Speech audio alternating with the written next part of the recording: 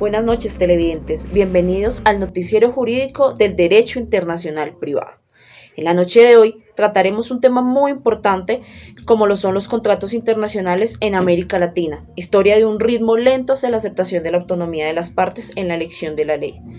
Para lo cual hemos invitado a un grupo de expertos quienes nos contextualizarán a profundidad del tema, sustentados en el escrito de la doctora en Derecho Viala Undraga María Ignacia. Por ello, le concederé la palabra a nuestra primera invitada, la doctora Sandra Camperos. Bienvenida, doctora. Hola, buenas noches. Analizando lo expuesto por la doctora en Derecho de la Universidad Católica de Chile, Viala Undraga María Ignacia, y sus publicaciones relacionadas al tema como lo son autonomía partidaria en América Latina, una tarea pendiente.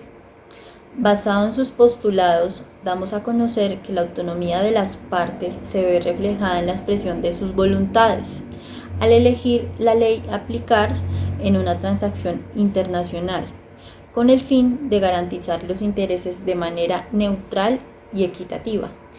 Es así como, una vez establecida, da paso a la existencia y validez y efectos de la ley que ha sido elegida por las partes en el contrato. Con ello, deviene siendo de carácter vinculante para éstas. El principio de autonomía de la voluntad como una norma de derecho internacional consuetudinario está sujeto a la aplicación no solo de contratos.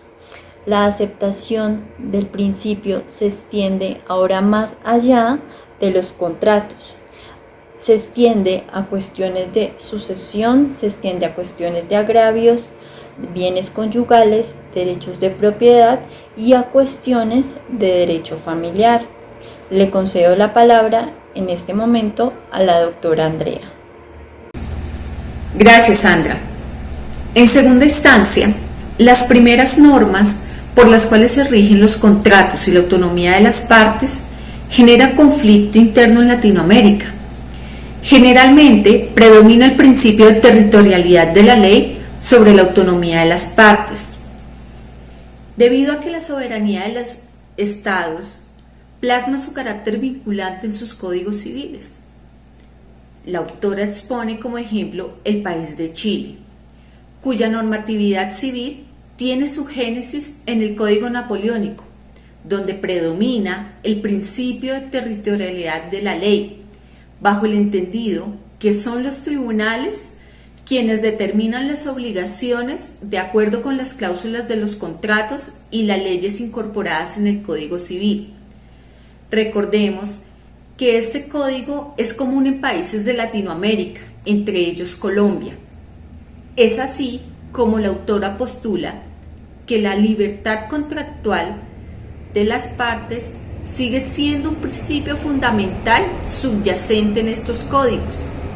Ahora bien, si bien es cierto, existe la autonomía privada de la voluntad, esta no es infinita, en razón a que los estados han decidido limitarla en caso de que se presenten controversias entre los particulares.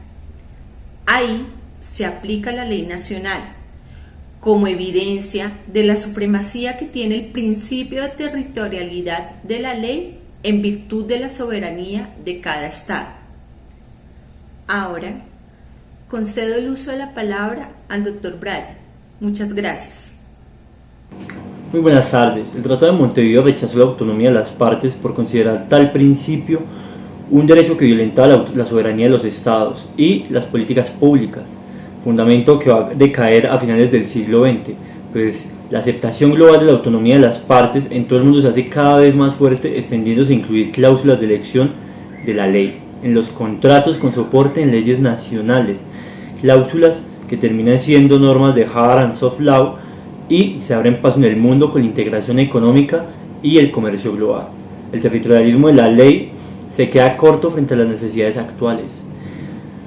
La globalización ha socavado los orígenes legales de la territorialidad de la ley. Con sus códigos antiguos en Latinoamérica se da de manera firme, aunque lenta, la primacía de la autonomía de las partes, a aplicar en sus contratos sobre la soberanía de los mismos estados, pues los susodichos terminan siendo los que estatutariamente acceden a la libertad contractual.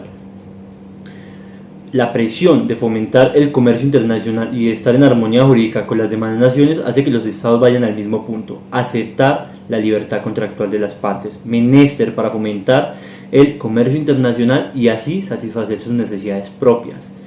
Preservar el territorialismo de la ley y negar la autonomía bajo el argumento de que se violenta la soberanía de los estados es un anacronismo jurídico.